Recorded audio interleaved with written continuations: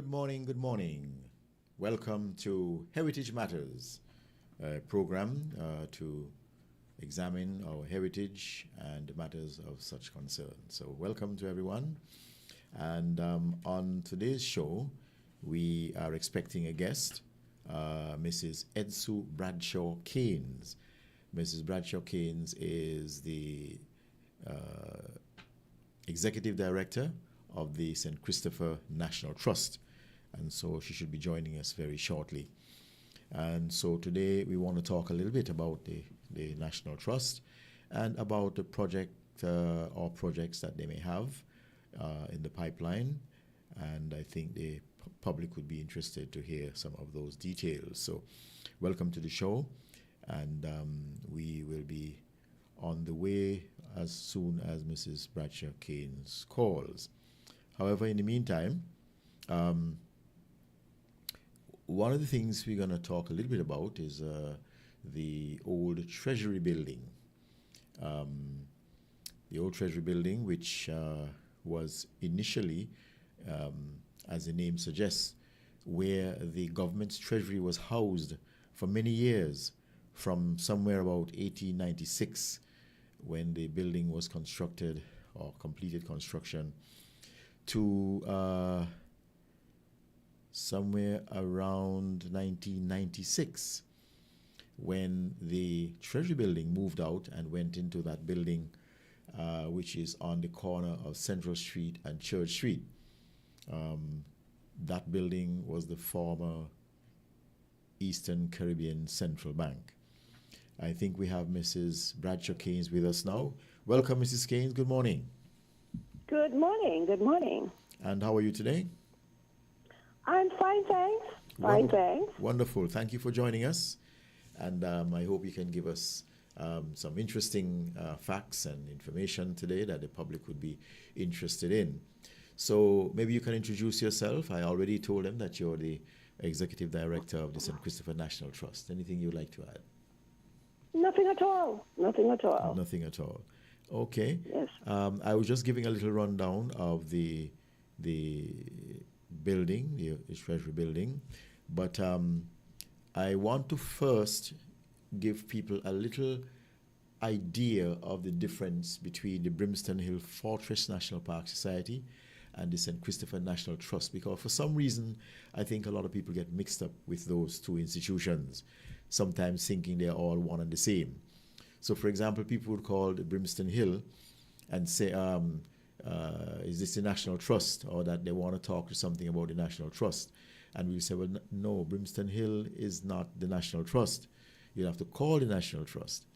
So, essentially, let me first say, Brimstone Hill is mostly, as the name suggests, Brimstone Hill Society is mostly concerned with matters related to Brimstone Hill. Okay? So, if it's outside of Brimstone Hill, then you're dealing with the National Trust. The National Trust now deals with all sites, issues, matters related to heritage, culture, environmental matters, and so on of St. Kitts, and so it's called the St. Christopher National Trust. Would you like to give a more detailed idea of exactly what the National Trust does? Well, the National Trust has an act, that the 2009 Act, that guides what we do. And I noticed you use the word all. And honestly, with the proper resources, I wish it could be all. And the other thing is, I wish for the day that when you said that people would think we're all the same, I really wish for the day that we all could be the same, in the sense that, because we almost do the same work. We do. And I want to say, too, that we do partner, because Mr. Hanley, you represent the Brimstone Hill Society on our board. So we are partners, and yes, we work for the common good. Undoubtedly, we are partners, yes. But, what I would like to, and I do get calls, too, about other areas. Let's say, and I'm going to bring the Berkeley Memorial, the clock. Mm-hmm. Or I might get questions about, let's say, the square. But I want to say that even though we are here to help, because right now I am all ears with a group of ladies who are looking at a windmill that I think it's somewhere around Newton Round. And they came to me to help. And so I am not one who is just limited, but the Act speaks to these sites. The National Museum, where we are housed, the old Treasury Building. I said the old Treasury Building, sorry, that houses the National Museum, the Mukti Research and Documentation Center. And then we have the Amerindian petroglyph sites in Stone Fort Gut. We have the Spooner's Ginnery site, the Belmont Estate Yard and Buildings, the Mansion Estate Yard and Buildings, and then, as I said, other monuments, buildings, and sites which may from time to time be donated to or vested. And then also another vested site is a property known as Charles Fort, located at Cleverly Hill in the town of Sandy Point.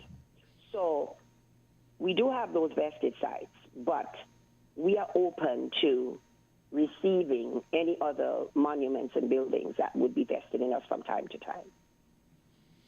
Great. Now, I know in some countries, the National Trust there, they play a significant role in, one, identifying buildings, sites, and so on that are of national, historic, and cultural interest. And once they are identified as such and recognized to be of national significance, they are then granted a label designating them as national heritage sites. Is there any such project in St. Kitts? Is the National Trust interested in identifying sites that are of national interest and making sure that they are given a designation which offers them a certain amount of protection to ensure that they are kept a certain way, that they have rules that will say XYZ can't be done to them, or they cannot be demolished, or they cannot be removed, or defaced, or renovations made to them that are not in keeping with the rules that are set? Is there anything like that? Yeah, Mr. Hanley, that everything, there's protocol and there are procedures to everything. Mm-hmm. And we continually have discussions with the various ministries. Mm-hmm. We have, as you identified before, we have the Ministry of Environment. Mm-hmm. We have even tourism, the Ministry of Tourism, and you and I have sat together in discussions with the Ministry of Tourism because we are part of the conversations at all times. Also, there is the UNESCO part of it that we're also part of discussions with them. And we constantly identify, but the bottom line is, and we also offer our, give our input as to procedures, what we would like to see. But at the end of it, the sites have to be vested in us for us to have that final say. What about, I think there was some years ago, there was a project that the National Trust was undertaking where there was a list of, I think it was over about 100 sites that were identified as of national interest and were being put on a list and being catalogued and so on for future reference and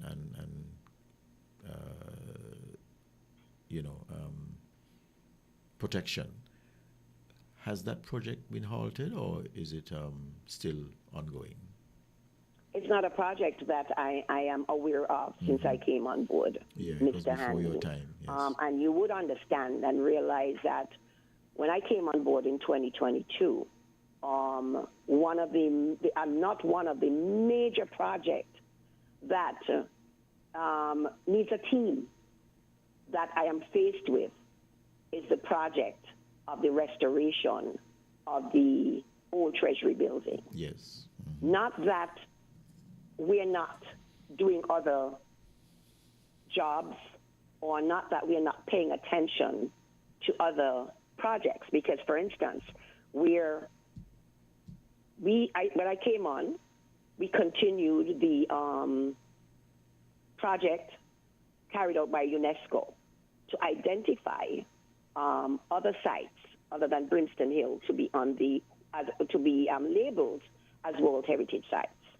And to my knowledge, based on the information I've received, we now know that the Charles Fort, the Schooners, and the petroglyphs, they're on the short list. So this is another project that we're involved in. Yes, so but they won't be referred to as UNESCO World Heritage Sites though yet. No. They're being put on what is called a tentative list. So right. each country will have heritage, or let's say World Heritage Sites, but you are still encouraged to keep what is called a tentative list, looking for sites that have some potential to actually become World Heritage Sites. But then right. You cannot bring them to World Heritage status unless they first appear on the tentative list. And so those three sites, as you said, were identified as possible sites for consideration. And you could list them again for the listeners. Which ones they were? Yes, it's Charles Fort, the Schooners, Cotton Ginnery, and the petroglyphs. Okay. And the petroglyphs is the area located in the Stone Fort. Stone Fort. Or Bloody River area. Stone Fort, yes. Sir. Stone Fort Gut. Okay. The Amerindian petroglyph site. Good. Now, you mentioned, of course, that one of your focuses right now is the old Treasury building.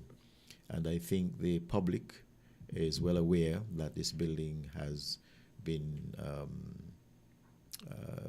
cordoned off as a construction site for some time now, but nothing appears to have been done. There was a start and then a stop. Could you tell us about that project and what is happening?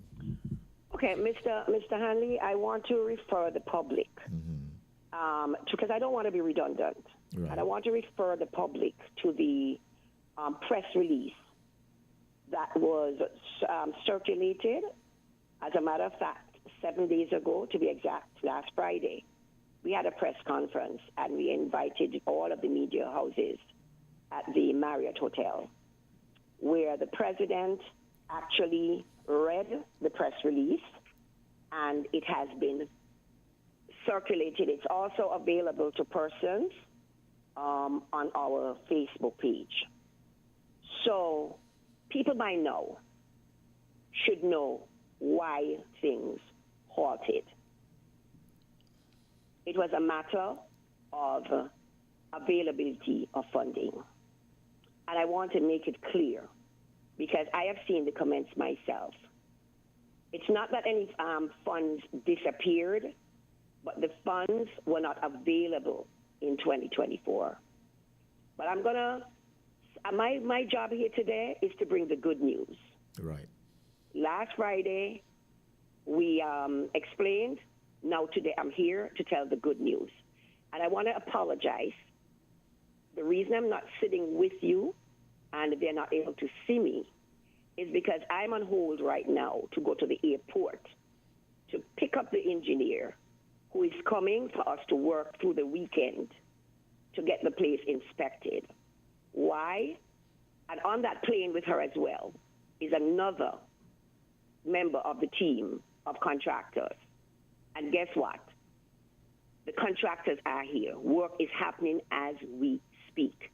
I know right now, I just got off the phone with the contractor, Justin Charles from Pavanir, and they had trucks that were removing some of the stuff, the rubble, that they continue to remove to be able to do the restoration work. So they are here. So the good news is that the contractors are here and that work has recommenced. And yes, sir. What is the estimated time to completion?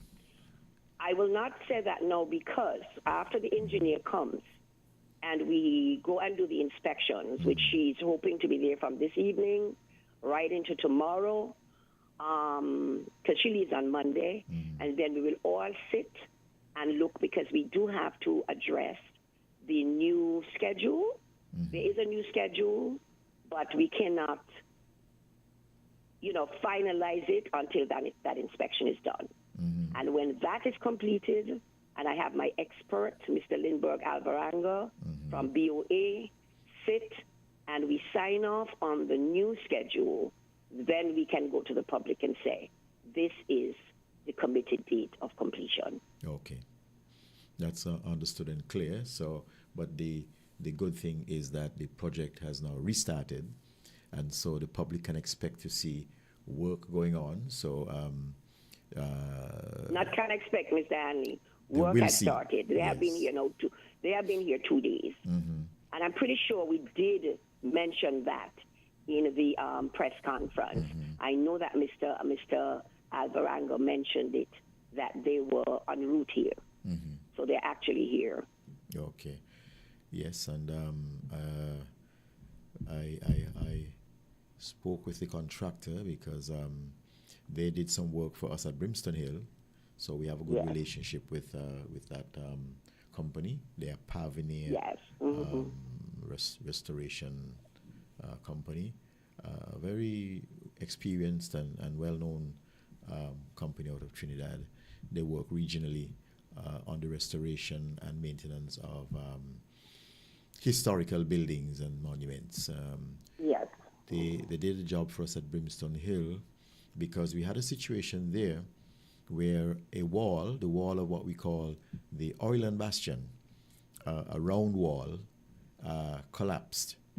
And it's a very important retaining wall.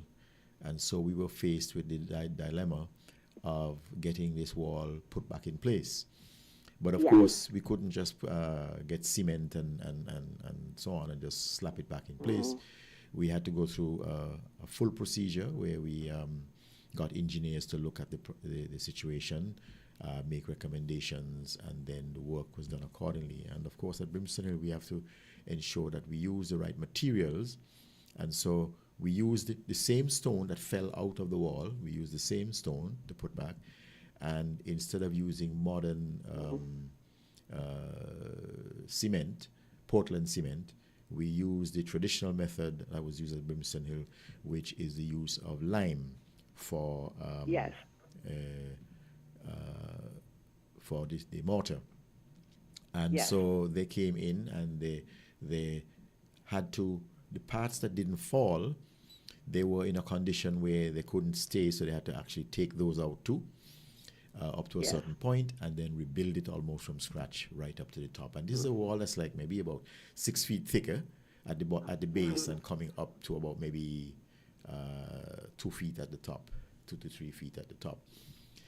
Very hefty and significant wall. But over the years, the pressure, the pressure of soil and what we call hydrostatic pressure, which is the water within the walls, created so much force that it caused the wall to crack, and over time it eventually collapsed. But right now we are convinced that we have a very strong rebuild of the wall, and we wish to thank Pavineer for assisting us in getting it back to good shape. Yes. So we are looking forward to good things from them with the Treasury Building. Yes. Yes, and we are too. That's why they're here. That's why they're here. And I must say that, we already have more than enough of the limestone to do the work properly.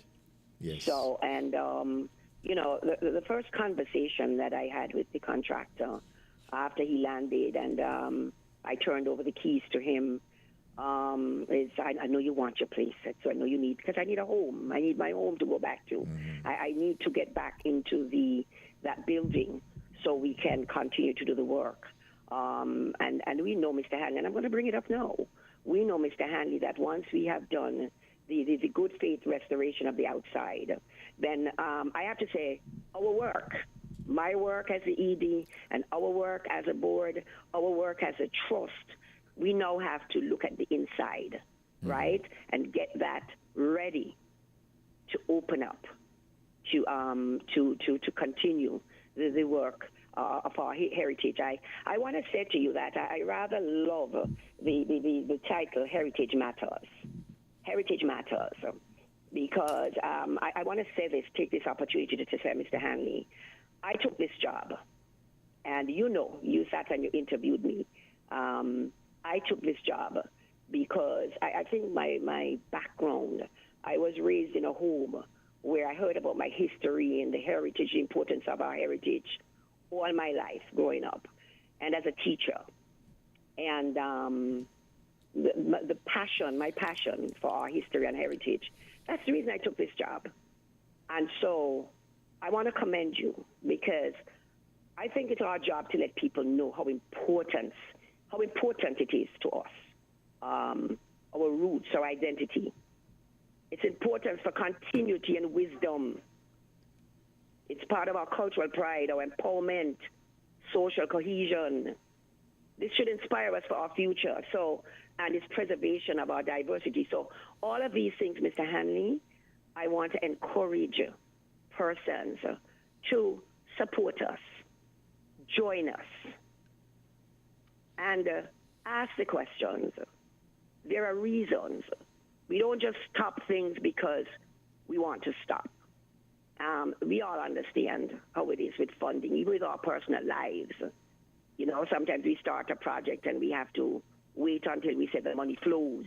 You understand? Yes. So I want us all as nationals to empathize and to support, come out and support the trust.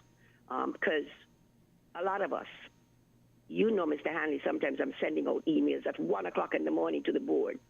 A lot of us spend sleepless nights putting this thing together. And I'm happy to say it's happening, because I was determined it was not going to just stop. Yeah, and the building itself is a very prominent and important landmark in the Bastille landscape. In fact, if we go back in history, we will know that building and that arch through the middle of it served as a very important edifice in the days when ocean travel was the dominant way to travel. Yes. When we didn't have airports and other ways to get here, people traveled from England by ship. And through to the other islands. You had these boats we call the what was the name of them again? The Federal. The Federal boats. Talking about the Federal. Yes, the Federal Maple. Maple. I can say, Mr. Hanley, and the Federal as Express. A child, yes. As a child, 3 years old, I went aboard one with my mother to see her off with my two brothers. And where they were heading to? She was going to join her husband, my stepfather. So I've lived it. Okay.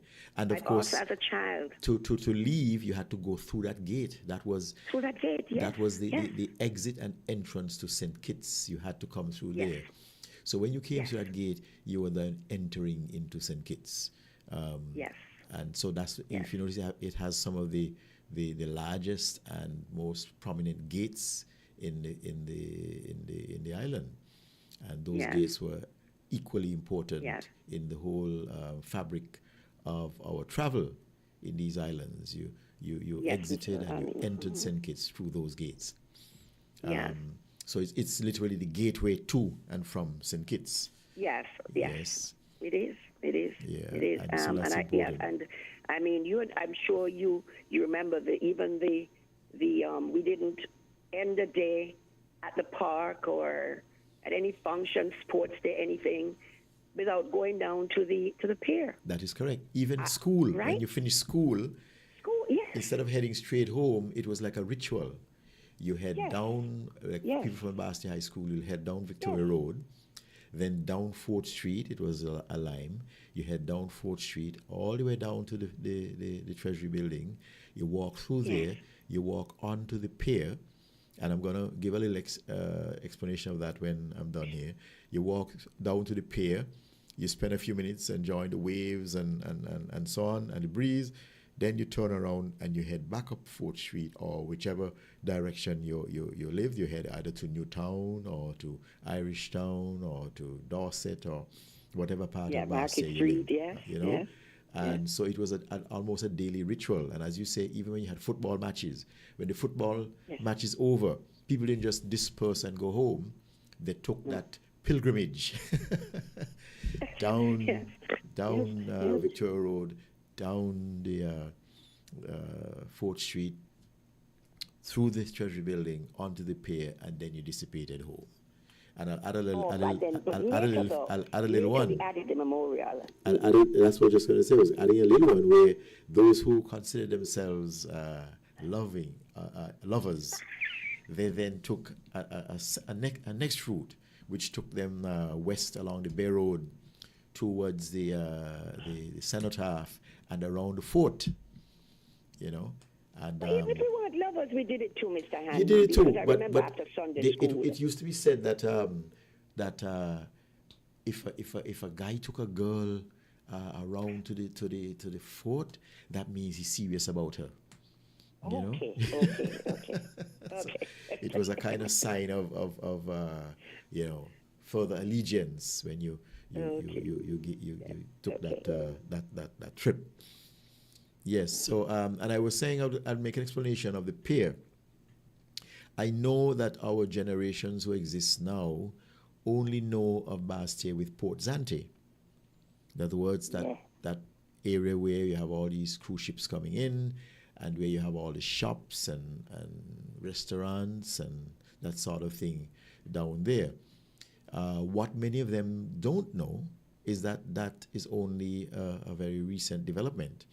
I think it might have been somewhere in the 90s that Port Zante is what we call reclaimed the land.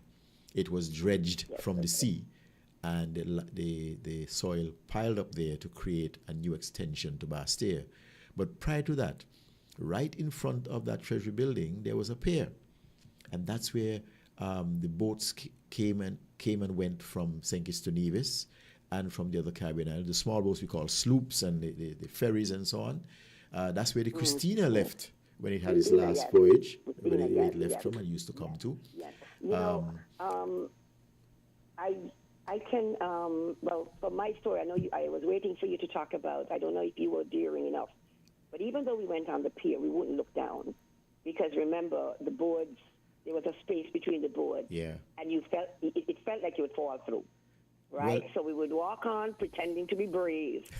But I can relate some of the stories that I get from my son, who is now 51 years old. He's going to be 52 this month, actually. Okay. And he grew up for his first 10 years here in St. Kitts, in Market Street. Mm-hmm. And when he told me some stories, he's like, Mom, I learned to swim off that pier. Yep. The guys from Market Street would take me down when you didn't know, with my grandmother. Mm-hmm. They would throw me over, and I had to swim for my life. Yes. And also he would tell me about the mangoes that they got from those boats that came down from Nevis. Right. And I'm like, what? But that was life. Yes. I've mentioned to some people in meeting them here, oh, my son, and they're like, we know your son. We did roller skate. There was a roller skate troupe that practiced right behind here on the terminal. And I remember him being in that troupe when he was a little boy, with the roller skates that had, the training wheels, etc. And there was some type of guard. But they had a troupe called the roller skate. I don't remember what the name of it was. But there's so much and then to remember. When Easter came, you used to have the Easter waterfront festivities kind of stuff, where you had the greasy pole that used to be extended from the pier. In recent years, they have now been using the ferry terminal, as we call it, but it used to be originally by the pier in front of the Treasury Building. And as you say, youngsters, you only sort of either learned or got your swimming wings or swimming feet or swimming arms, whatever you want to call it, by jumping off of the Treasury Pier. You're swimming life, because, as I said, it was to save you. You went over there, you had to swim for your life. Yeah. You know? And so And It you had never a you never lot, heard of anybody even drowning there, despite the fact that it was a throw and survive kind of culture in the sense yes, that, yes, but yes. because Yeah, everybody looked never out for heard of. everybody. If they threw somebody over Yes, and they were that's it. struggling, That's then it. everybody will That's jump over it. and assist them. You know. That's it. That's Yeah. it. Yeah. And then there was another pier to the left of it, facing the sea, Yes. in front of what is now the Pelican Mall. That was the cargo pier now. That's where the products came, the stuff from the cargo ships came in through there, and you had the customs building. Part of the building that now houses the Pelican Mall was part of the customs warehouse that handled the goods that came and went through that port. And so there were two piers. We used to call that one the long pier, right? The long pier was the one that went out from the area by Pelican Mall, and the short pier, which was the regular passenger service pier, that was in front of the old Treasury building. So I hope that the youngsters who are listening will now realize what it was like before, and rather than what it is now, which is a big port, a big area of land that is pushed out, and then we now have replacing the ferry and communications area. We now have ports and what we call it, the ferry terminal, which is where the ferries and so come in. Also, when the cruise ships came in, there were much fewer then, but when the cruise ships came in, or any boats like warships and so on, they would send their passengers in by tender. That's smaller boats from the ship, and they would also come into that pier. Even when the Queen visited us in, what I think was 1966 and so on, they came by the royal yacht. They anchored off in the harbor, and they were then brought to shore by the tenders from the ship. They laid red carpet on the pier. I guess that helped to hide those gaps in the pier. And as you mentioned, there are a lot of people who are morbidly afraid of walking on those piers, because I don't know why. I was never inclined to be that way, but most people, for some reason, seem to feel they'll fall through. Now the gap is only about 1 inch or so between each board, but I don't know why people feel they'll fall through that 1 inch gap. But people would be high stepping and trying to pick out each board to step on. But it was an experience, a learning experience for many, and sometimes a way to allay your fears, because if you wanted to travel on the boats and so on, you had to go over it. So you had to either shut your eye or look up and not down to traverse those piers. Yeah, so great memories there. With the restoration, what kind of work is expected? Hello? Hello? Seems as though we might have lost her. I see her calling back. I lost you. I'm calling back, but I'm not getting you. Yeah, I have you on the phone here, but call back the number you called earlier. Yes, I'm calling. Yes, Okay, call back the number.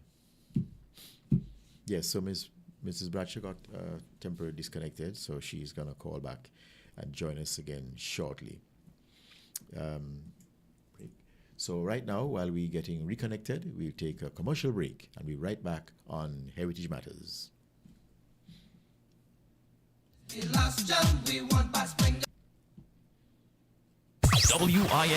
is 98.9. 98.9 is Win FM.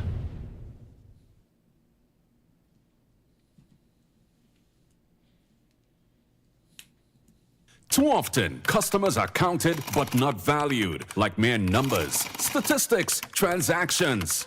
But at Flow, we're rewriting the rules and prioritizing you, our valued customers, who have been with us through every milestone, every moment. That's why we're putting our money where your loyalty is. Flow customers claim your $600 gift card when you add internet to your current postpaid plan. Because loyalty isn't a one-way street. At Flow, loyalty flows both ways.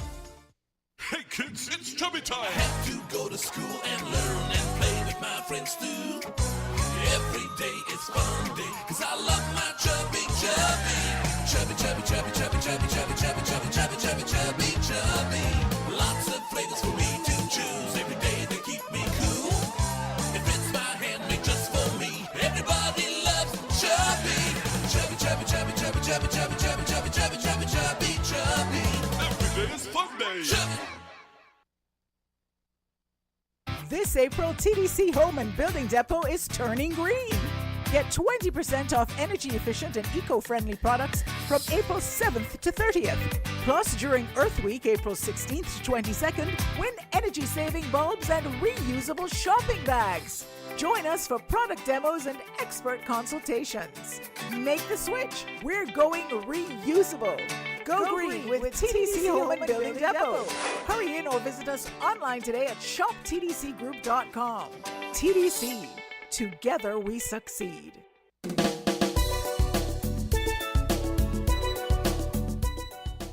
Okay, welcome back to Heritage Matters, and I think Mrs. Bradshaw-Caines has been able to rejoin us.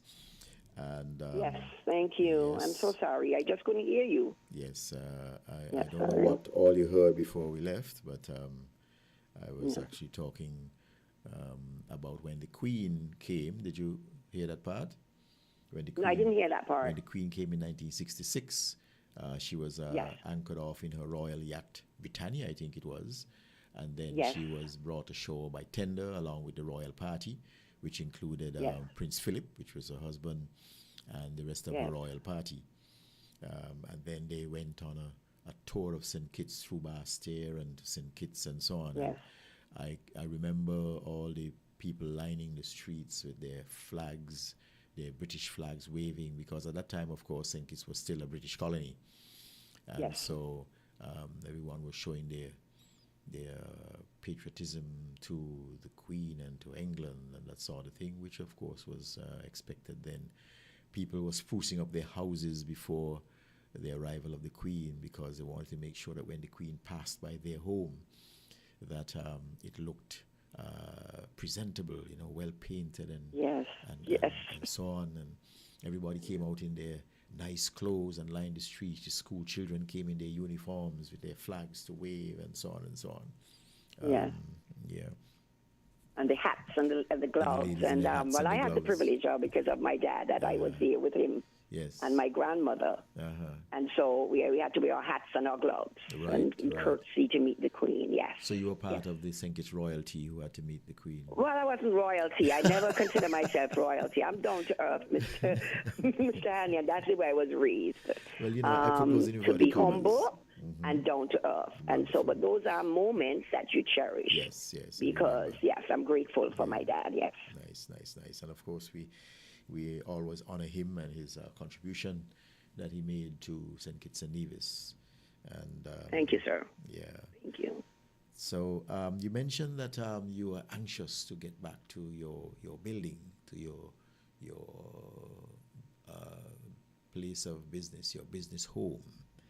But there might be many people who are wondering, so where are you now? Okay.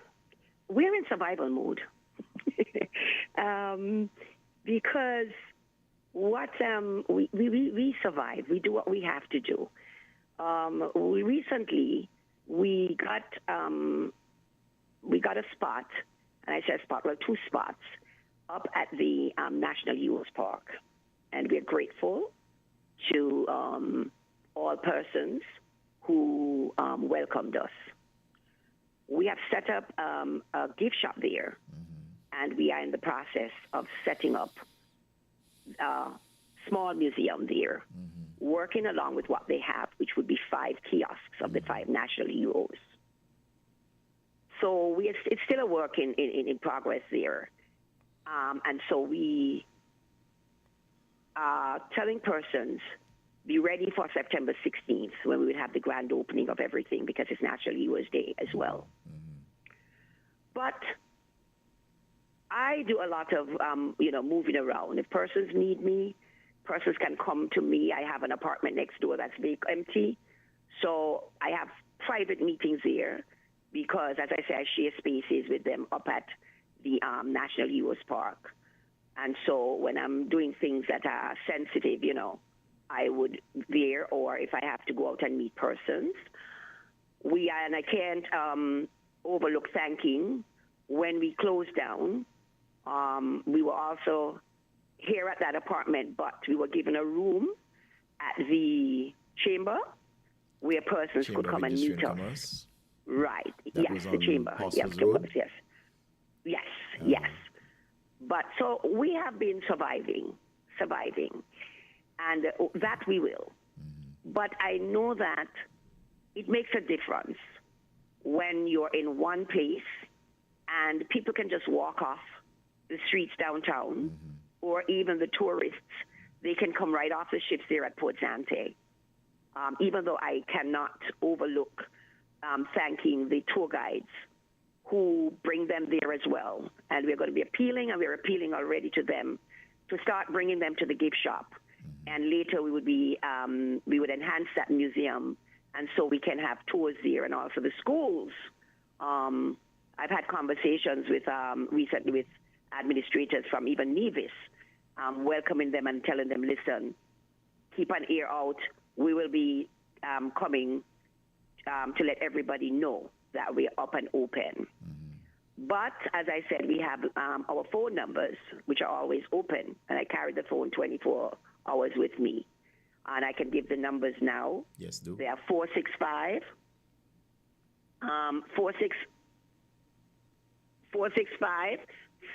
5584, sorry. 465 5584. Is that right? Yes. 662 5548. So the 662 is 5548 or 5584? Okay, let me give you the numbers again. It's 465 5584. 662 5548. We transpose the 8 and the 4 there. Right. That's what I was noticing. And the other cell, 662 8743.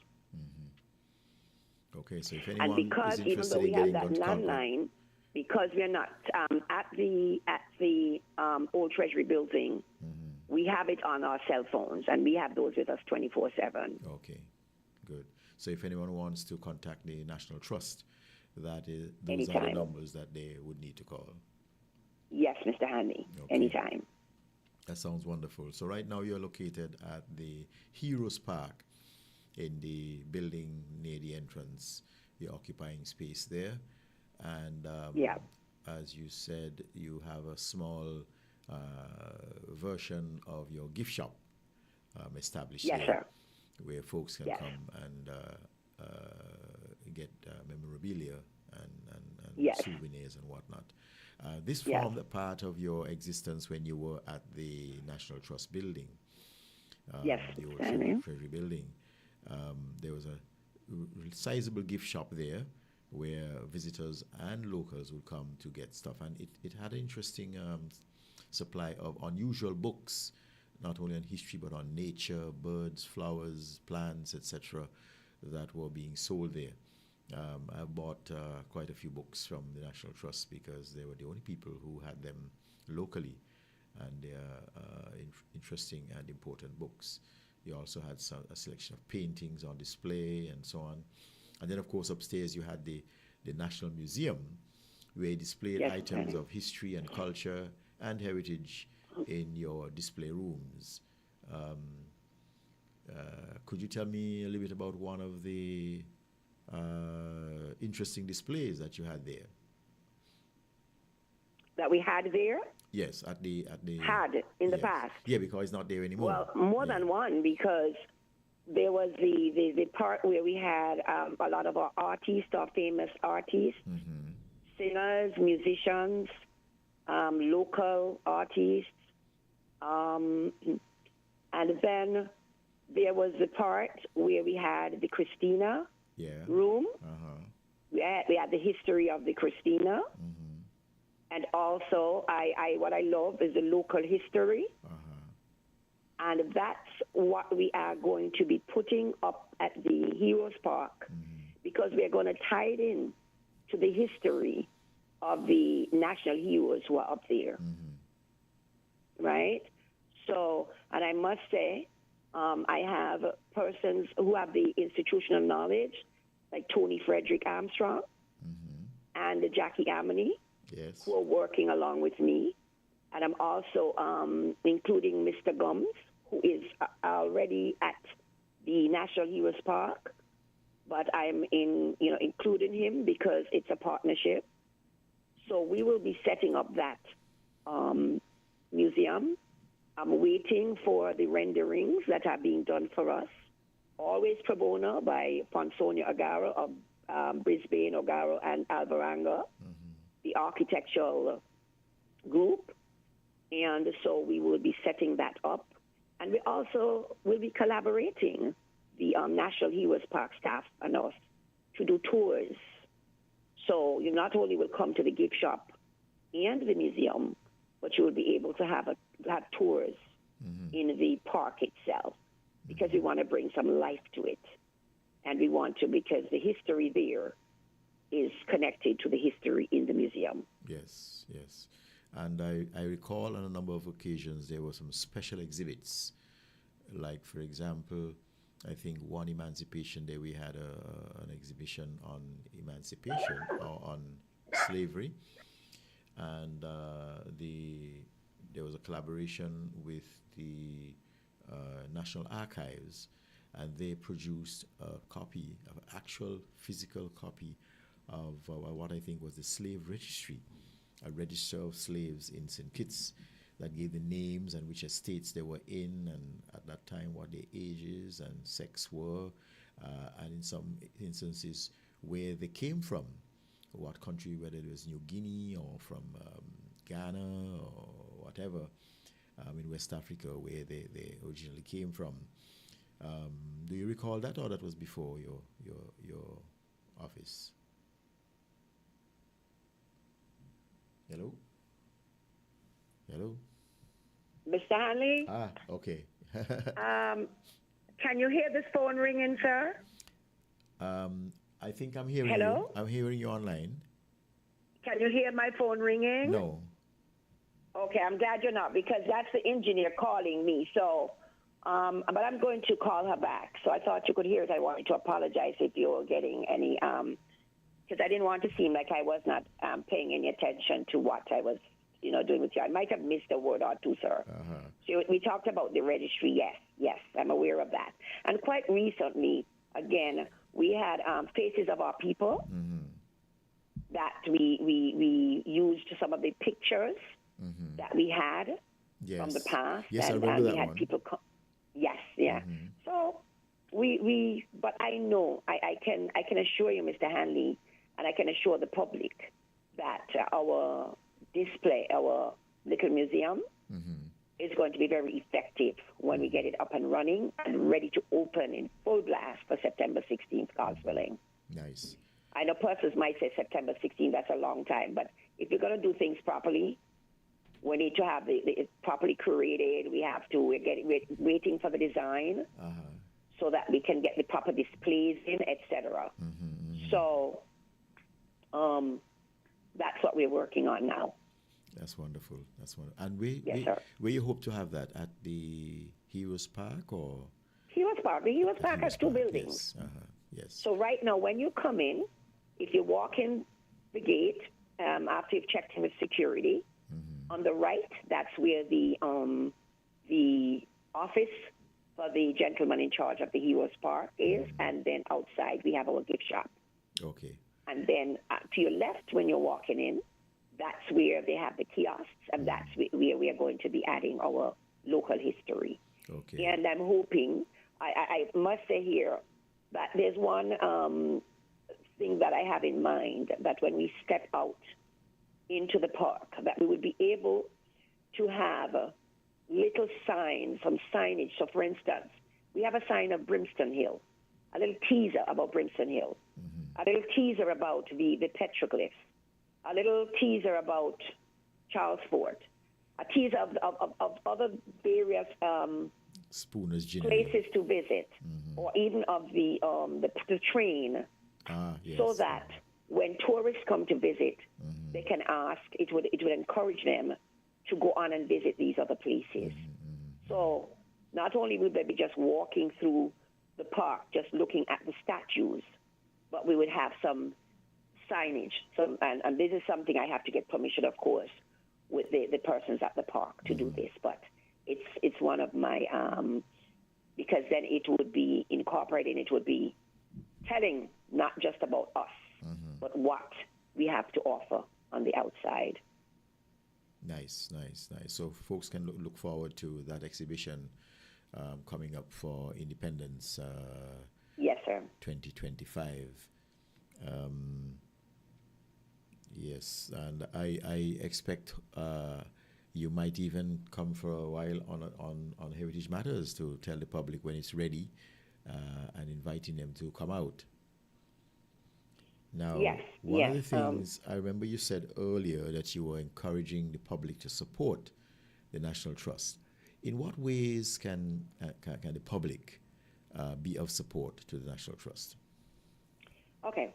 I know we have a large number of members, but I understand life, Mr. Hanley, and I know every member wants to see this project done. Every member wants to be able to walk in to the old Treasury building again and visit. But know that I've come on with the good news. I'm asking the members to come in or pay their membership. You can pay online, or you can come to visit us at the National Heroes Park. Just call us. Or if you want us to come and meet you somewhere. We do a lot of that now, Mr. Hanley, because we know we have to be flexible. Yes. Right? Because not everybody can get to Heroes Park as easily. Right. So we're willing to collect, or they can go online, and they can pay the membership. The other thing, I am asking for the support of all. I want us to spread the positive story. Spread the positive story. I'm also looking for I'm looking for persons who make local products to reach out to us, because we want to support the local artisans, etc. We're looking for things like even sugar cakes, guava cheese, hot sauce. Not just the paintings, but and come and talk to us. We are branding. We are looking at branding items. A lot of the stuff we are buying now have the logos. So if we have any local craftsmen, reach out to us. Okay. And you spoke about people paying up their membership, but what we also need to do is encourage people who aren't members to join the National Trust as a member, because those funds would go towards the assistance of the National Trust in its efforts at preserving our culture, history, and heritage. Anything you can give us on membership details? Yes, Mr. Hanley.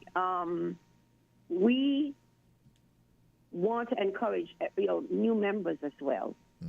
And also I want to reach out to our committee members, people who signed up to serve on committees, to just call us and find out how you can help.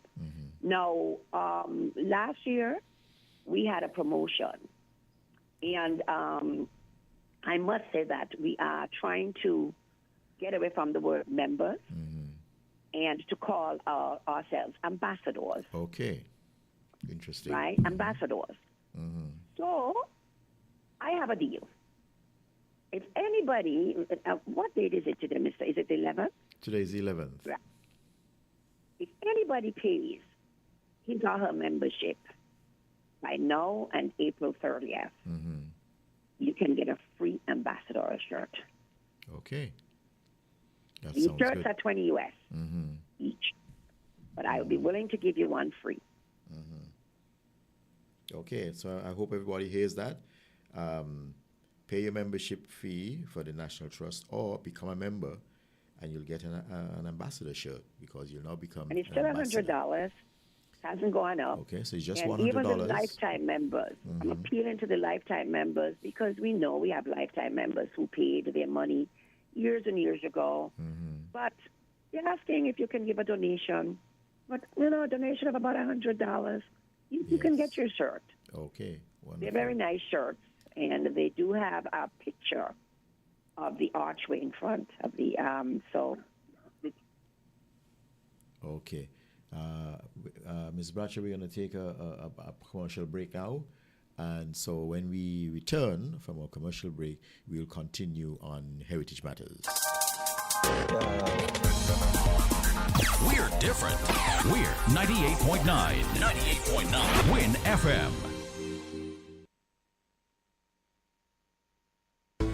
Here are your hosts for Value Mart IGA specials. Running April 3rd to April 16th. Now, our Value Club Blue Tag specials. Mueller's pastas are just $5.99 each. Banquet chicken nuggets and tenders just $24.99. Blue ribbon ice cream, $32.99. Essential everyday frozen vegetables, $5.99. Morningstar meatless entrees, just $20.99. Tide liquid detergent, $34.99. And now our very low weekly Value deals. Suavitel fabric softener, $17.99. The Pearl pancake mixes, $11.99. Malt-to-meal bagged cereals, $17.99. All El Paso taco shells and tortilla shells, $9.99. The Colgate toothpaste, $6.99. Colgate toothbrush, soft and medium, $4.99. Shop Smart, Shop Value Mart. Tell them in Spanish. sea listo y haga sus compras aquí en Value Mart.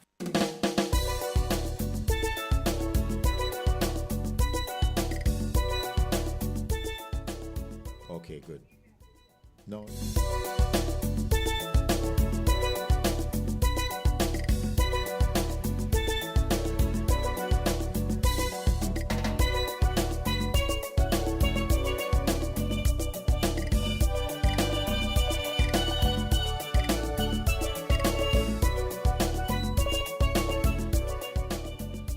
Yes, folks, welcome back to Heritage Matters. We just back from a commercial break. And so we were talking about membership and encouraging people to become members or ambassadors of the St. Christopher National Trust by taking out a membership, which is only $100. Your membership fee is per year to support the work and the interest of the National Trust. Mrs. Bradshaw-Caines just made an offer where she said that if anyone pays, I don't remember the date, but she can remind us that they can get a free ambassador shirt. Mrs. Bradshaw. Hello? Yes, that's what I said, sir. It's a beautiful T-shirt that has I am an ambassador. And so not just a member, but an ambassador. And it also has a picture of the archway which you spoke about. Yes. The importance of that building, the archway. And so I am willing to give one free to any member who pays his or her, any new member who signs on and pays between now and April 30th. April 30th. All they have to do is they can WhatsApp us. The numbers we gave, 662-8743. Or the 662-5548. And let us know. We can guide them if they want to pay online on our site. They can pay if they went on to our Facebook and I think also the website. But we do have it's set up there for them to make payments. Okay. And we will recognize, and they can even just shoot us a WhatsApp to say, hey, I just paid my payment. Right. So if We they do not paid, have that because, how do they send us a collect their notice. shirt and their membership card? What we will do is we'll get them a receipt because that too we're in the process of getting membership cards. We don't have those yet, but we would give them a receipt. And if they pay online, National Bank sends us the information, so we can give them a printout of that. Yes. Or if they want us to meet them somewhere, we will come, give them a receipt for the $100, and they can tell us what size shirt. Okay. And we will deliver the shirt. Okay. Nice. Nice. So, to the public out there, you heard the offer. And let us throw our support behind National Trust. They're doing interesting and important work in the Federation to preserve our history, our heritage, and our culture. And so we would want to throw our support behind them. The National Trust I just doesn't... want to say something, Mr. Sure, Hanley, go because right I ahead. stand behind my word, and I know me. I'm alert when I'm listening, and I'm sure personally might be saying, well, I thought she said she was only going to be with you for a short while. Yes. But I don't know if you noticed again, the phone rang. That was the engineer. Unfortunately, the airport in Trinidad was closed today because of some emergency. Yes. So the flight that should have left this morning, for her to have been here at 10:55, she's just boarding. Okay. So she was, alerting me to let me know. So that's why I'm able to sit. Okay. Well, I am Well, sorry. believe me, I'm here doing back and forth communication, writing letters, immigration, everybody, to let them know they're coming, working on getting other specialists on site for tomorrow because we need to take down all of those ACs, electrical wires. So I'm sitting here talking to you, Mr. Hanley, but I'm going. I'm working. I know how it goes. I'm similar to that. Yes, sir. Yes, sir. But I was saying I'm sorry that she is delayed, but at the same time, I'm happy that it gives you the opportunity to stay on a little longer with me because we had only anticipated maybe over the first hour. Yeah. So I'm glad that Stay you here, are though. able The to delay stay. is not going to stop the work. She knows. She gets in this afternoon. Whenever we're going to pick up, sit down, plan, and then instead of working half day, she was supposed to do a half day today and a half day tomorrow. Yes. It's all day tomorrow. Into whatever time of night. And then Sunday, it will be meetings all day. If you have to go, of course, we'll be back on site on Sunday and meetings because she has to leave on Monday. But then, to get her report to us. But it's going to get done. No matter what, it's going to get done. And I'm going to be looking anxiously at the project as it goes on. And I'm looking to see the sparkling, brand new second-hand building that will emerge once the renovations are completed. I'm really anxiously looking forward to it because right now it looks very dingy and dilapidated. But I believe I can assure the public that when it's done, the building will be a very brilliant edifice in Bastia and something we should be able to be proud of and can become the subject of photography as it used to command before. It makes an excellent background when you're doing pictures from the circus. And even the building itself has a beautiful edifice in Bastia. And just to inform people. Yes, me too. Many people. Mr. Hanley? Yeah. My service, right? My service. When I came on board, it was in that condition, right? Yeah. With the exception of the extended hoarding, which is for safety. But if I was afraid of this project, I wouldn't have taken the job. And so it is something that I'm passionate about. It is something that I have committed to. And I want to make it clear, committed to the trust. To the trust. Because it is in the trust's hands. And so I, just like everybody else, I want to see it done. And we're I grateful really want to see it done. for that approach, and we're grateful that we have somebody who is passionate about it and really anxious to get it going and completed. And we're really looking forward to that. So, folks, as you travel in that area, just keep your eyes out for the fact that it's a construction site.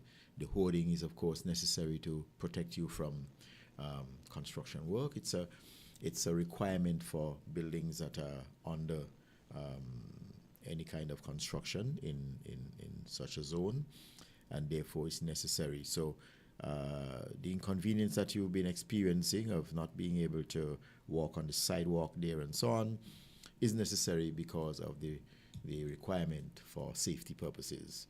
But we're hoping that once the work goes on and is completed, that eventually you'll have the sidewalk back, you'll have a beautiful building to admire and to go into and to see all the new exhibits and how it is rearranged and organized. And you'll get a beautiful idea of what that building would have looked like in its heyday. I remember you had to go there for so many things. All the things that you have, many buildings that we have separate extensions for, like, the inland revenue and the treasury and the licensing and so on. They were all done right there. Thanks. But we have a caller, so we're going to open the line. Oh, okay, caller, we seem to have lost you, so please can you call back? We will entertain your call as soon as you're back. Yeah. And while we're waiting for the caller, Mr. Hanley, I just want to piggyback off of what you said. I just want to appeal to my people. I live every day saying we're all related in some way, right?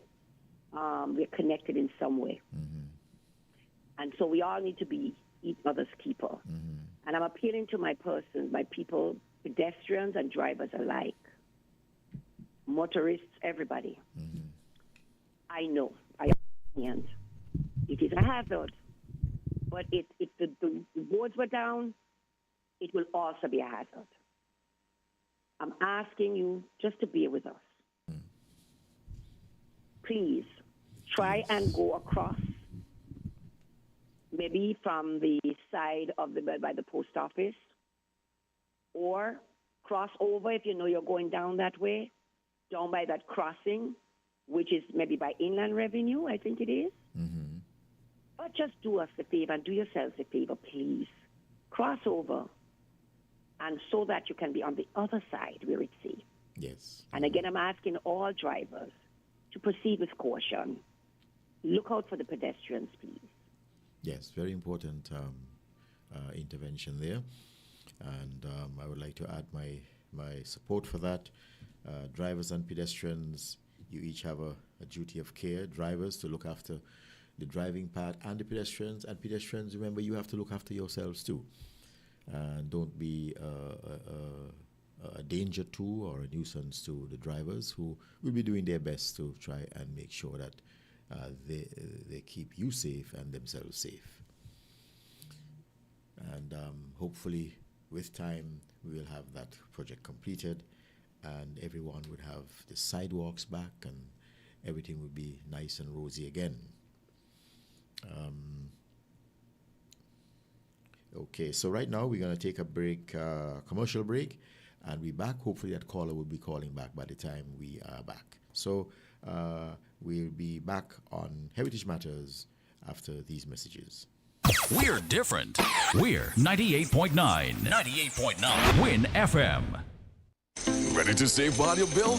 Now you can at Builders Paradise. Yes, shoppers, build up your Value Club points at Builders Paradise. That's right, Value Club members and shoppers, your favorite frequent buyer club is now available at the home of hardware and more.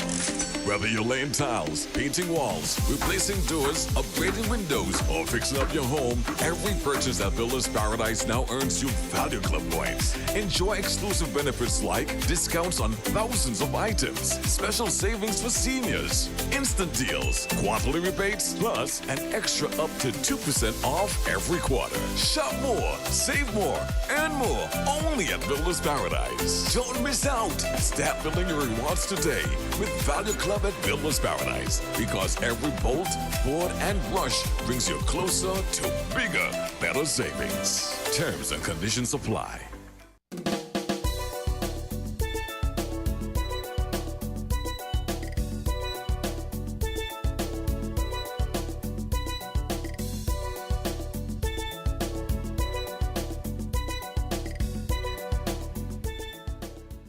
Okay, folks, welcome back to Heritage Matters.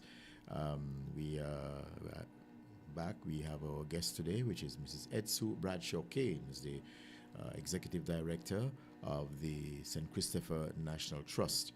They are at the moment undergoing renovations to the home of the National Trust and Museum, which is housed in the old Treasury building. And so that building is now the site of very energetic activity to ensure that the renovation is completed in a short time. I understand, Mrs. Caines, that we have an extended crew to work on the building this time? Yes, it's a larger crew. Mm-hmm. That's why, and as I was saying, on the plane with the engineer, I learned this morning that there's an additional expert coming to join the crew that's already here. Okay. And the contractor told me that he's bringing a larger crew. So we're looking at, with more people, we could make up for some, hopefully some lost time. I'm not making any promises because I'm not the technical person, yes, right? And I'm hoping that one of these days that you can get the technical person on with us. Well, when as we soon are in a as you better have somebody, as a matter of fact, maybe give even an after update. the engineer has completed her work, you can probably come and give us an update, or even call in and give us an update when that is so that the public Yes. can keep informed.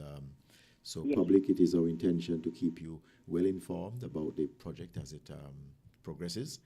And so keep your eyes and ears open for updates from time to time, because we are already proud of the work that is on the way and in anticipation of its very good conclusion. So keep your eyes and ears open. Right.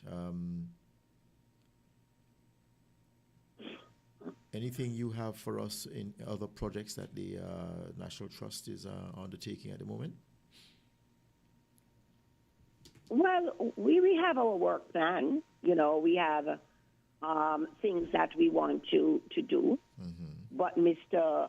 Hanley, I am one who believes in that you have to be very strategic with the way you attack projects. I don't like to have 2, 3, 4 projects going at the same time and getting none I know what completed. you mean. Yeah, it's Right. frustrating But- actually when you have, because you can only do a little bit on each, and then you have to skip to this, and by the time you get your head wrapped around this other one, you have to focus on another one, and then another one, and another one, and it's very distracting. Right. And I don't function like that. Yeah. And so I know this project, it as I said, it was a lot of the time that it seemed like nothing was happening.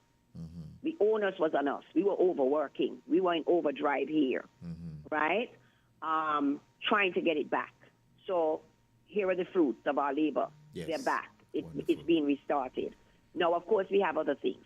I would like to see the schooners completed.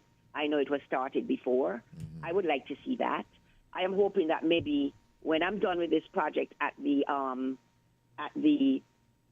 old Treasury building, Mm-hmm. and my time is up, and I step down for a younger person, maybe I can still stay on as a project person to help with that, because I would like to see the schooners. Mm-hmm. I visited similar sites and sites connected, for instance, the Snows Hill in England, that is the home of Charles Wade, who is connected to Spooners and has a home there, the remnant, you know.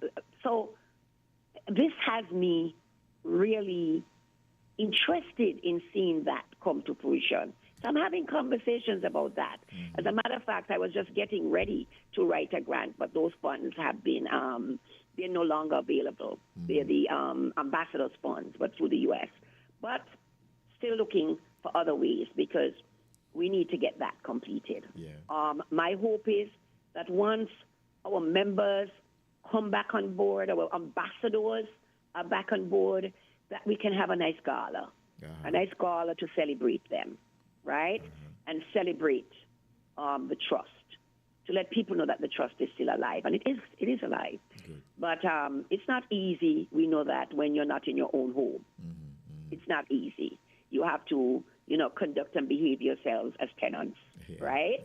So, but again, we all want to see this done. Yes. So we have those projects, and we're part of Into, which is an organization in the United States, international national trust organizations, and they have a program called RISE, where I would be looking to get someone who is interested, because I believe in, molding the youth.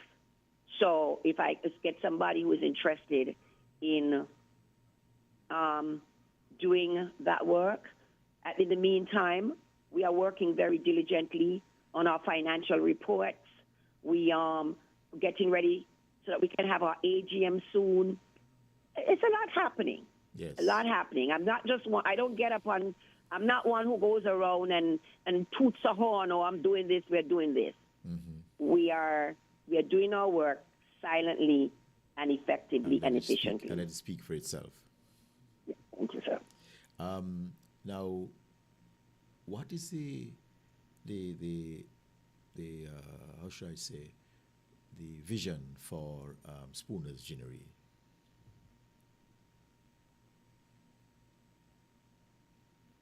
Well, I would like to see the Spooner's Ginnery be a site where it can be a tourist site, where we would have this again. I'm talking about what I would like my dream to be, but of course it has to be with involvement. Yes. Involvement with the locals, the persons there in Keon, the community. I need to get their buy-in, right? And also to have it fenced, and so we can finish it and see it as a place where we can have events. It has a lot of potential. We would have definitely have a place, just like some of the models that I was able to visit, where we would have a meet and greet center and a tea, and then they said the tea and the toilet, so bathroom and a place where they can have a refreshment, and it would be, and then we would do some curating to the mansion, the home that belonged to the Wades, to kind of curate it to replicate what part of it would have looked like, and as I say, have functions and the history of our cotton. The cotton ginnery, because it has a lot of history. Right. Mr. So Hanley. I was just going to ask you, and now you throw in the word that I think a lot of people might have been asking, because you'd be surprised that there are people out there here is talking about the Spooner's Ginnery, and might be wondering, what is the Spooner's Ginnery? I've never heard of that. You'd be surprised. Can you give them an idea of what the Spooner's Ginnery is? Well, it's as I said, it was part of the I call it an estate that belonged to the Wades, and where we had cotton that was processed. And if we go there, we can still see that there's oil. Some oil was produced, right? And Mr. Hanley, when it comes to the history, I let the experts do it. This is where I would let Mr. Warner speak to the history of the Spooner's cotton ginnery, right? I know that there was a grant that was in place to do some work, again, before my time. So, but, again, it's a historical... to give people an idea, because some people might be wondering, what is a ginnery? And we say cotton, but it's just ginnery, to let them know that... the seeds... Apart the from seeds were made to process, the processed oil from the seeds. But apart from the production of sugar, which Senkis is so well known for, there were other crops, and cotton was one of them. Cotton was one, yes. And cotton was planted in the neighboring estates and so on, and they were brought to Spooners, just like the sugar cane was brought to the sugar factory in Bastia. The cotton was harvested and brought to the Spooner's Ginnery. There are machines, and all of the machines that were involved in the cotton process, cotton ginning process, and the production of cottonseed oil and all those other things are still there. And so the cotton was the main product. So how it works is that their machines, they're about what? I think it's either 3 or 4 of them right at the front, which I'm looking first, and I'm trying to envision what I've seen there. yeah, which first around 4. separated, they're separators. So you see Yes. it have like a comb-like Yes. structure, which Yes. separated the cotton from its seeds. The seeds were Yes. taken to another section while the cotton was moved on to be fluffed Yes. and baled. Baled meaning packed in huge Acting bales, yes, yeah. bags and compressed so that you can put as much cotton in one bale for shipping. And then, of course, Yeah. these were shipped to the UK for processing into clothes and Clothing, garments etc. and Yes, so on. and, yeah, And fabric, then yeah, the bags, seeds yeah. now went to another machine where they were crushed Where we do to oil. produce oil, because cottonseed oil, it used to be called cottonseed oil. And as you mentioned, there's a vat there that is still full with the last produced cottonseed oil that the factory produced when it was in operation. And the seeds now, they were then also processed to make some sort of feed, animal feed. So nothing was wasted. The not at cotton all. was used to make clothing. The seeds were squeezed to make oil, and the resulting seeds were then used to make animal feed. And so the area is still, the building is still full with all the machines that were part of that. So I would imagine that the trust would be trying to not only preserve, but maybe spruce up those machines so that they look presentable and have them well labeled so that people can walk through and see exactly which machine did what and how it was done. And I think it will make a very interesting museum, because that's what it will be in the end, a museum to our cotton industry. Which leads me to have to mention that I'm so disappointed that the Bastia Sugar Factory was just allowed to deteriorate the way it has, to just totally abandoned. I believe that that site could have been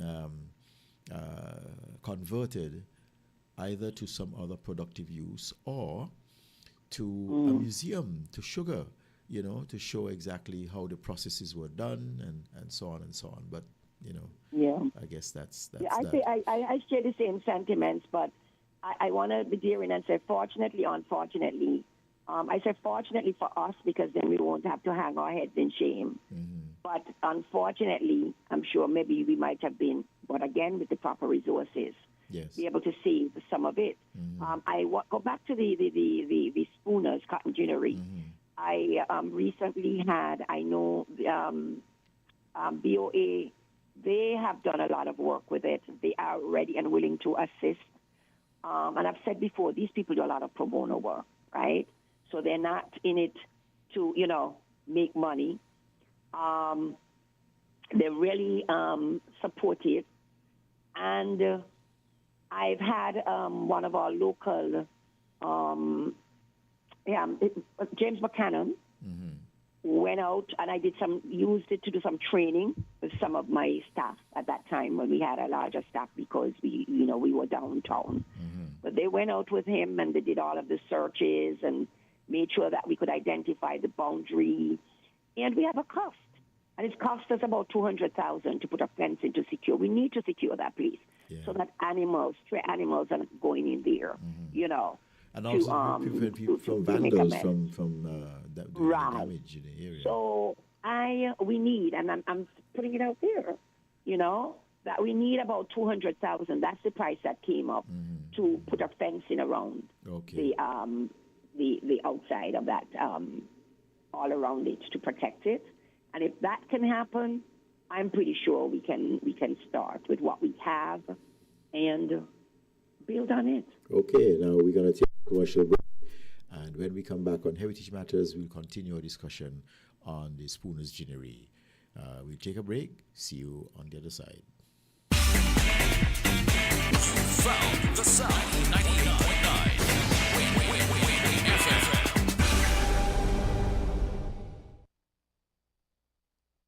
Super Market shoppers understand that convenience matters. At Hortsburg's Value Mart IGA, we know that price matters most. Ample parking and the widest variety matter.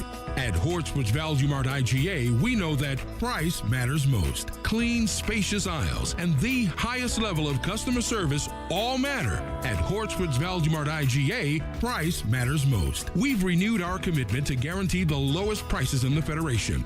Why? Because we understand that in this tough economic environment, price matters most. Shop smart. Shop Value Mart, where price matters most. Farms Estate Nevis and Wellington Road, St. Kitts. Price matters most.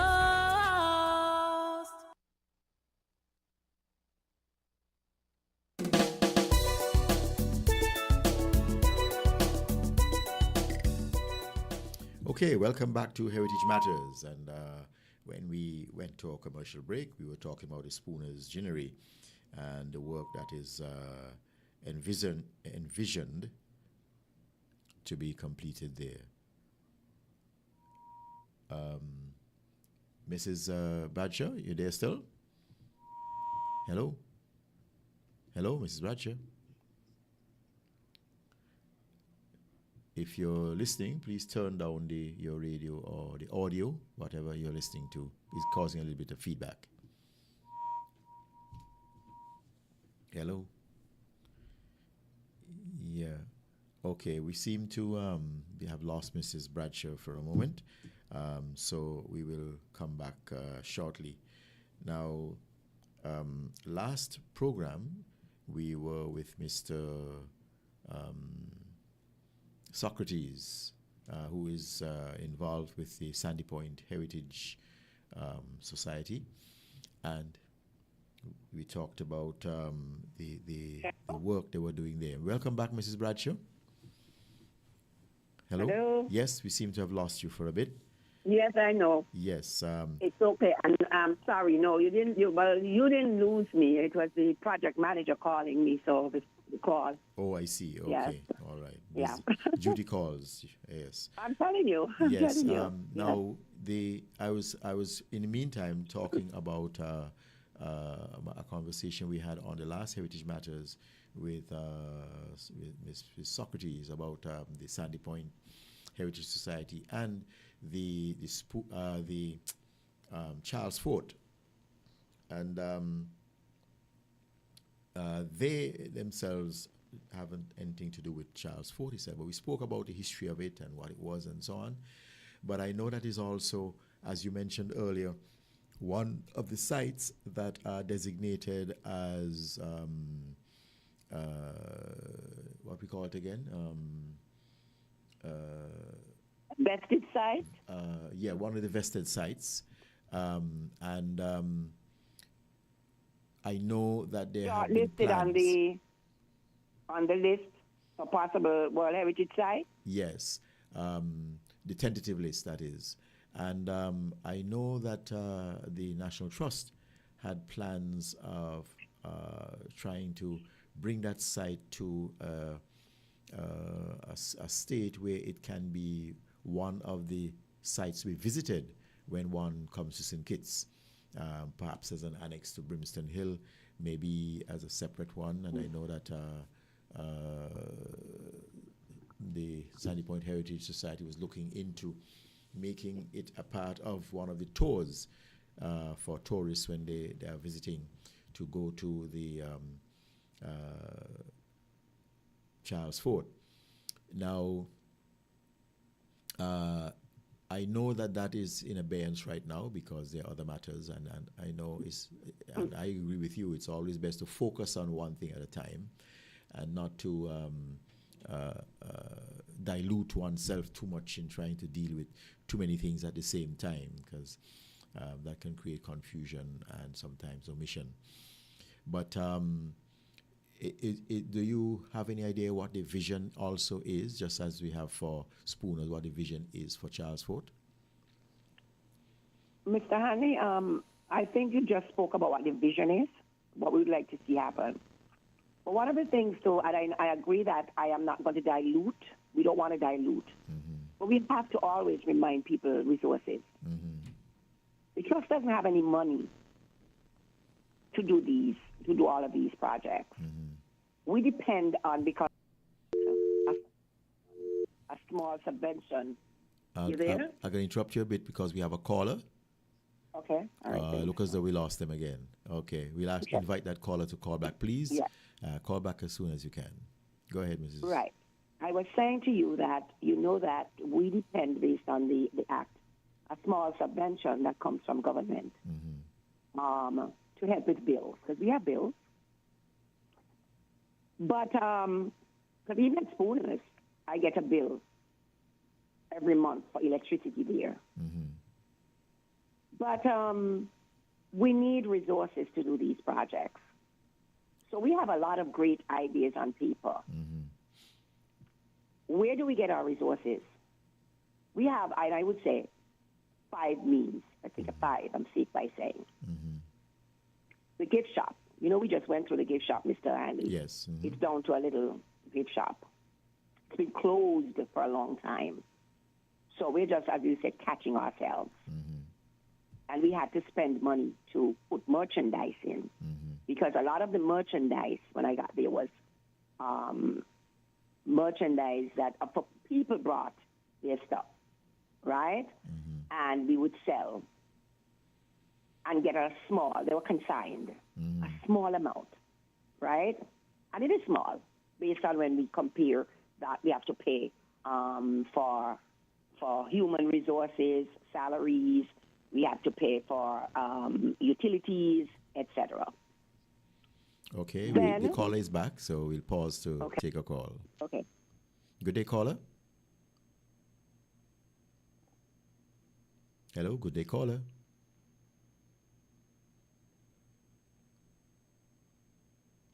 Good morning, caller.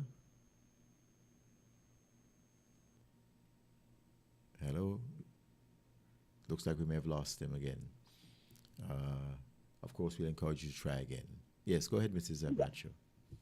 So we were talking about the revenue. The museum was another form, a source of revenue, where we had the tourists and some schools and, locals. That's been closed.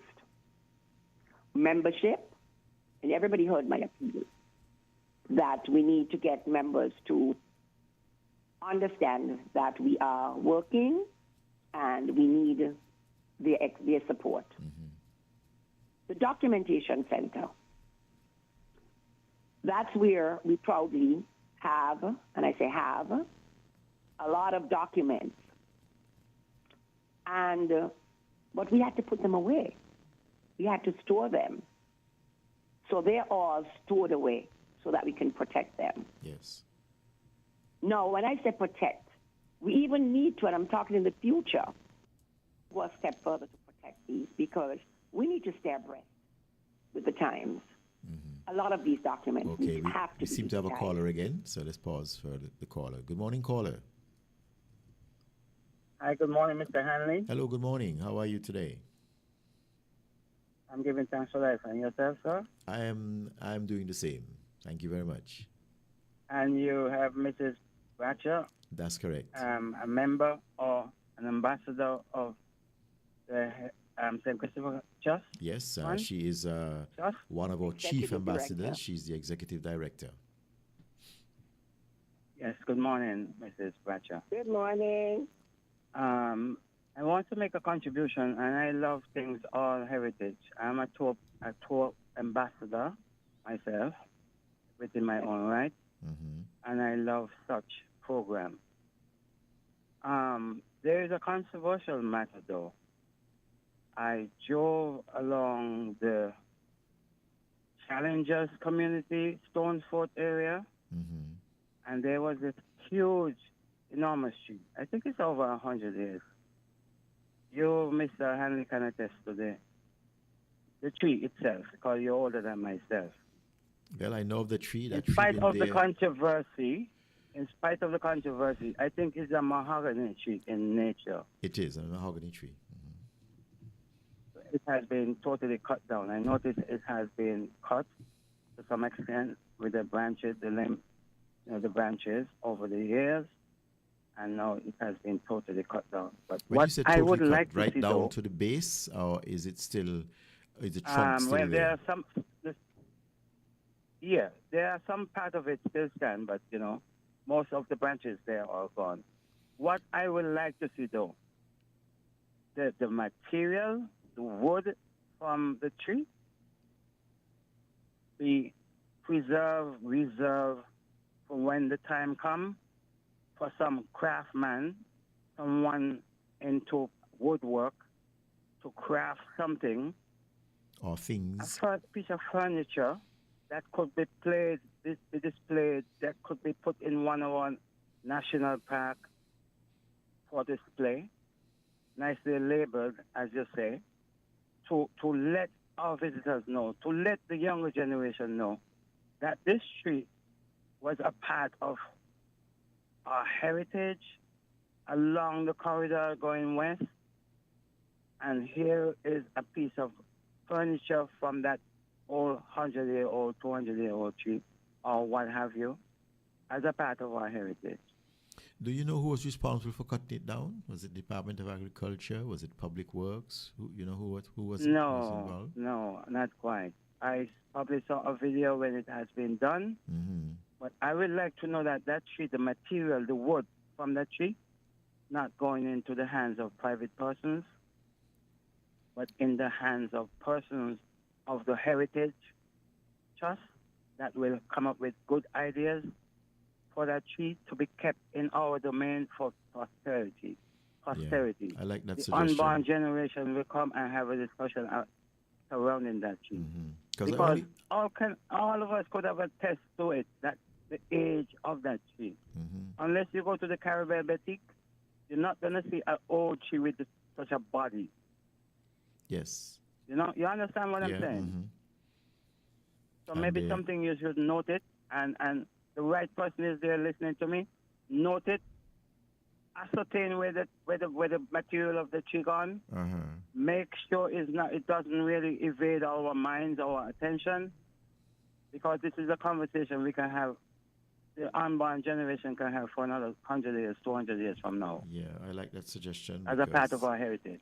For example, I think most of the public wasn't aware that the tree was going to be cut down, so nobody could even make any kind of intervention and so on. We only know... I'm trying to avoid the controversy here, Mr. Hanley. There's a controversy around it. We know that. We only know that it was cut down, but I like your approach in that, well, it's cut down, but what can we do to preserve its memory? Yes. Yes. Mr. Hanley, I would like to invite, first of all, thank you, caller. I myself, You're was welcome. not aware I'll of continue this, to and that's listen. why I said things happen, you know, and sometimes you hear about things. I happen to, and I'm not one to be always on social media, but because I was following up the comments from the press conference we had last week, I saw it, but I wasn't even sure of what was happening. So I'm going to ask you if you can give me a call off of when we get off, you know, of this program. That's the call. That's the person who called you asking to give you a call? Yes. Okay, good. You can call me at 662-8743. Okay. Because I would like to know, you know, how I can start, where I can start. And as I said, this is the type of thing that I like. I mean, I like for us to work together. We need the community. So if you can call me when we are done with the program. Okay.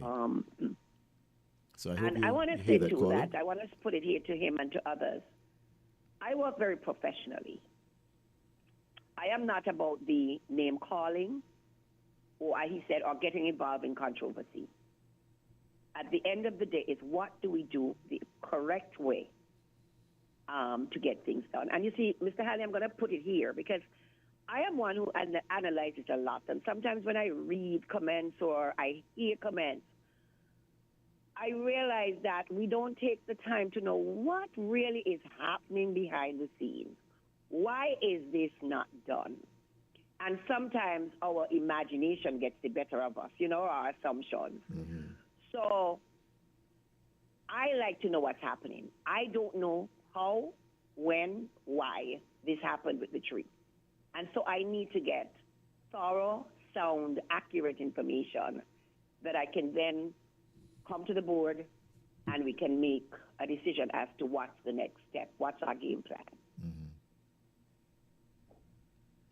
Okay, yes, that's an interesting way. I think I like, as I said before, the caller's suggestion in terms of doing something with the wood from the tree rather than simply dumping it or whatever, because that's valuable mahogany. It's what we call West Indian mahogany, and it has very great properties. It's termite resistant, it's very strong, and something made out of that material can last a very, very, very, very long time. And so it would be a tragedy to simply just throw away that wood, but we should find ways of utilizing the wood from the tree as much as possible. We're going to take a break right now, and we'll come back in a short while. So see you back again on Heritage Matters. WINN is 98.9. 98.9 is Win FM. Horsford's Value Mart IGA is helping you spend less and save more. How, you ask? Essential Everyday and Equiline. Spend less on our Essential Everyday products and get the best quality, the best taste, and the best value. Spend less for all your family health and beauty needs with the Equiline brand of over-the-counter products. Horsford's Value Mart IGA is helping you spend less. With our Essential Everyday products and Equiline over-the-counter health and beauty care products. Shop smart and spend less at Value Mart, where price matters most.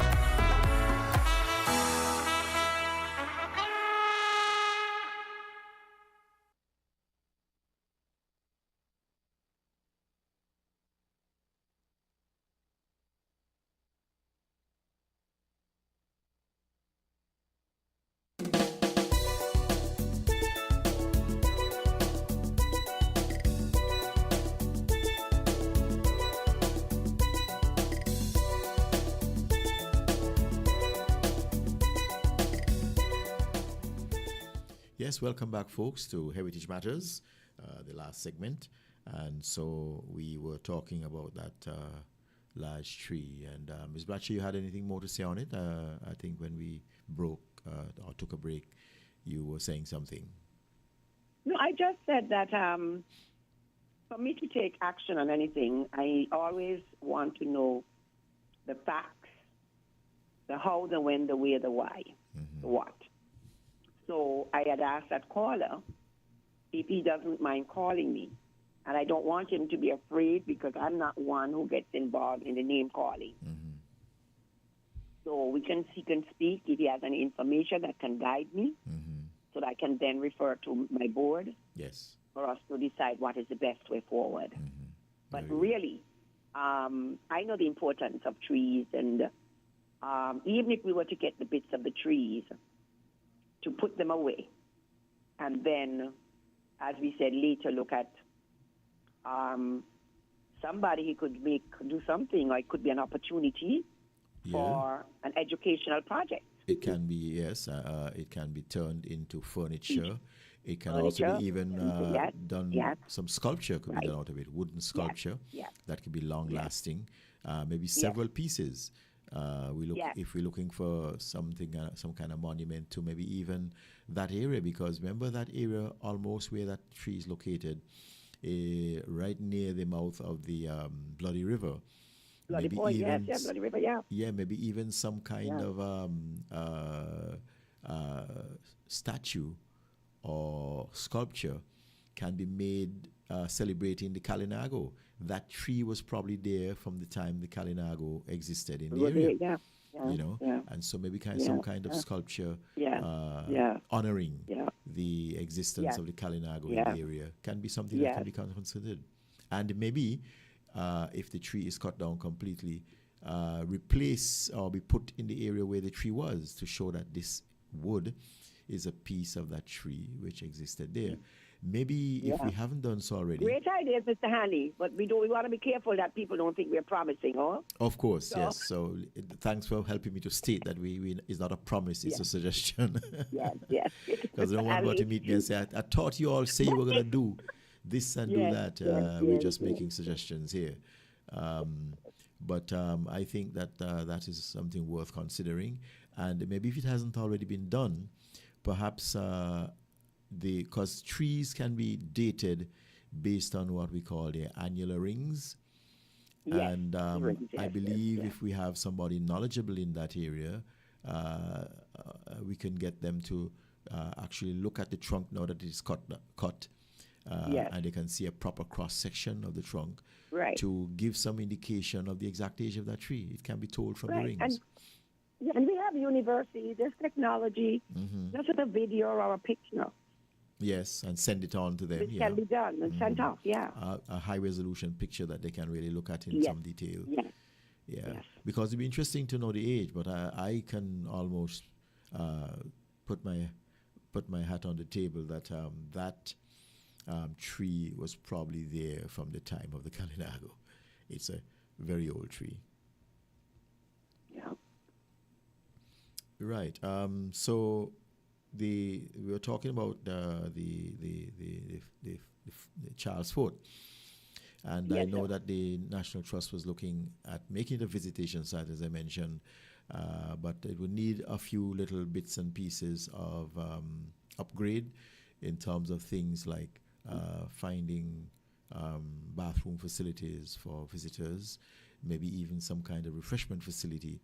And of course, most vital, some sort of interpretation center, somewhere where artifacts from the site can be restored and put on display, with, of course, labels and explanations of their importance and what they did, and all about the fort as it was a fort originally, and then about it as its altered use when it became the site of the leper home, also called the Hansen home. And so the site itself can be a very good historical site that people can visit and get information. And I think even I see somebody's trying to call me on my cell phone. Perhaps they can call the National Trust number 6620989 if it pertains to the program 4660989 or 6620989. Yes, and so that site can become a very important site that we can interpret as Mr. Socrates had mentioned last week. We are losing that site very rapidly. A lot of the buildings that were standing even just 3 years ago are now collapsing inside of that site.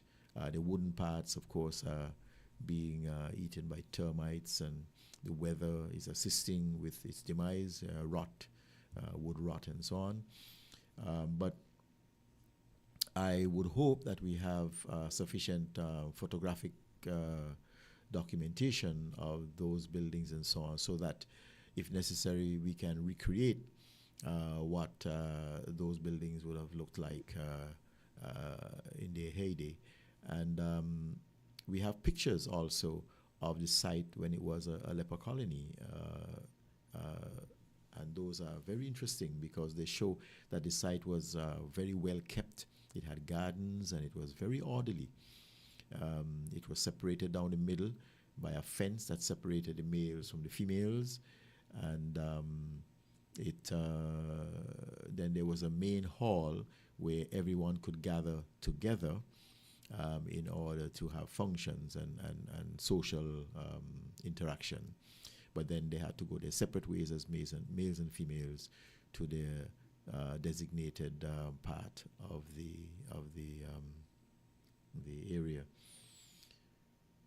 So we hope that in time the National Trust can get the kind of funds. We know it's not easy to undertake that project and see it happening as we are now seeing with the National Trust Old Treasury Building. Yeah, Mr. Hanley, in all fairness, I know you mentioned Mr. Socrates Hodge, and pardon me. In all fairness, yes, he did approach us, but I know that there was a meeting with him and the president, and I think it would have been a representative from Sustainable Development. Because you said the magic words a few seconds ago, Mr. Hanley, hoping that we can get the resources. Yes. All right? And as I said, yes, we can write grants, but we all know that a lot of funds have been closed down.